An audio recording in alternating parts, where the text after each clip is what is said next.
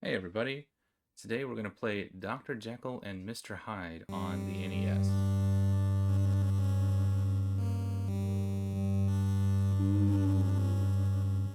Spooky.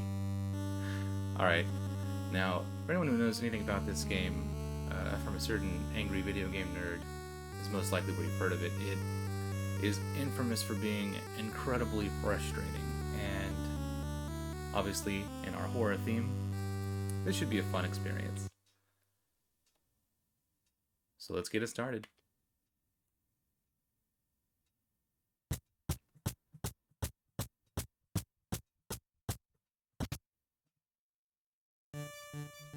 Alright, so, nice day. Just people walking through the street. You know, normal life. And this guy, there's a kid with a slingshot right there. This purple guy's the real jerk. See, he dropped bombs. Actual bombs. You know, because reasons. And then, it's a strange game because, like, everything is a threat. You have, like I said, the aforementioned bomb disposal guy. You've got the kid who shoots slingshots at you. There's spiders, there's bees, there's birds, just all kinds of hazards. And you're just like this normal guy just walking down the road. Not Mario, not saving a princess. There's no big global threat trying to stop the world. Nope, just Dr. Jekyll, just going about his normal life. And that bomb is nowhere near me. Oh, good. Good. Oh, good.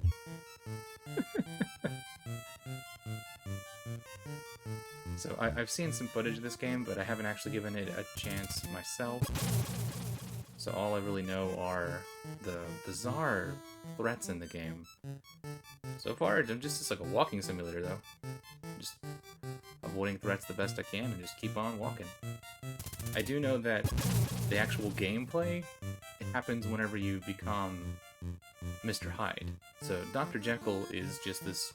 You're just trying to walk. If I remember correctly, the story is something like he's just trying to get to his wedding. And on the way to his wedding, he's just running into all these different hazards. From bombs to birds to dogs to spiders to bees. The kid with the slingshot just... he's just trying to get married. That's all this dude's doing. Just trying to get to his wedding. And it's just the most ridiculous of threats along the way.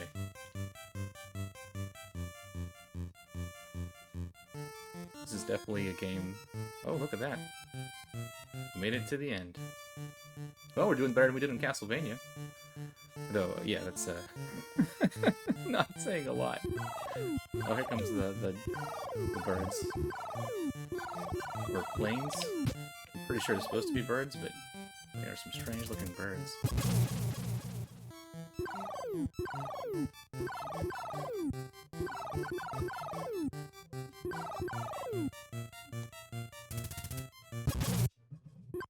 Oh. Had to happen eventually. So here's the core mechanic of it, is you try to go as long as you can.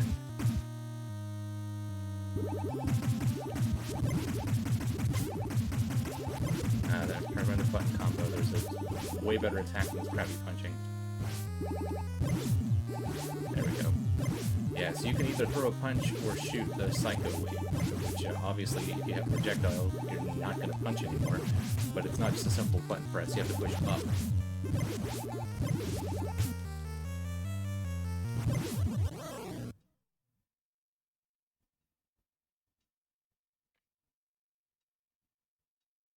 Oh, okay. Game over.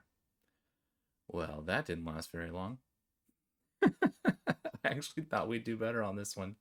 Let's give it one more try. That was really brief. Again, Dr. Jekyll just leaving his office, going about his normal day. Ah, what a beautiful day. There's the jerk with the slingshot. Leave me alone. Ah, still got me.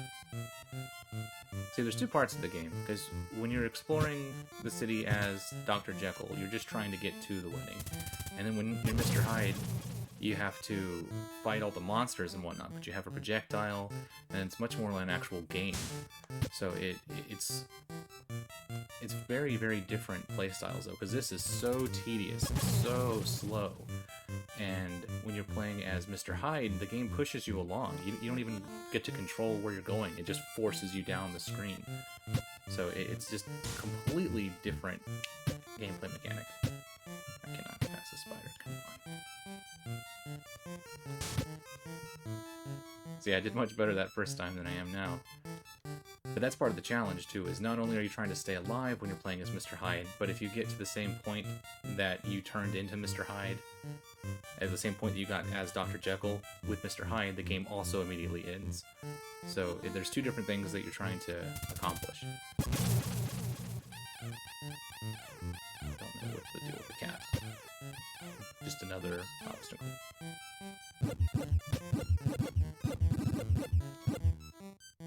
Some of these obstacles are okay to avoid. Some of those bombs are kind of ridiculous. So, like the one that killed me, I was just as far from every other bomb as I had been, but for whatever reason that one pulled me in and just killed me.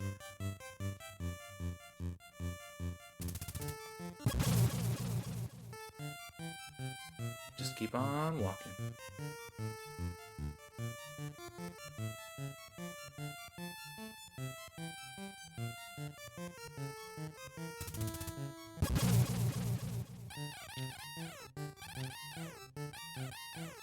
What is the deal with that cat? I feel like you have to get hit at least one time with that dog, because if you jump the first time, he comes back and gets you, and if he hit you the first time, then you can jump over the second, but... Alright, find my button combo again.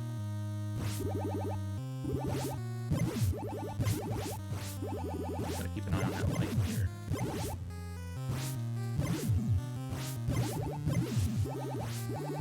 Now, I don't think I was too far from the end, so if I can kill enough of these guys before I get to that same spot, we'll get a chance to continue.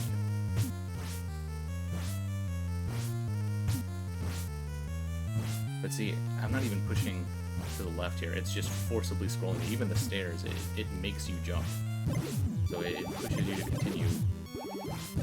You can't just stay put and try to fight monsters, it forces you to keep going on. But the stranger thing is that in Dr. Jekyll's world, it's just normal things like spiders and bees and people. But like the guy throwing bombs and the kid with the slingshot, like they're just trying to kill you for seemingly no reason. So this time, since I was able to fill the meter before my life ran out, I get to continue playing as Dr. Jekyll.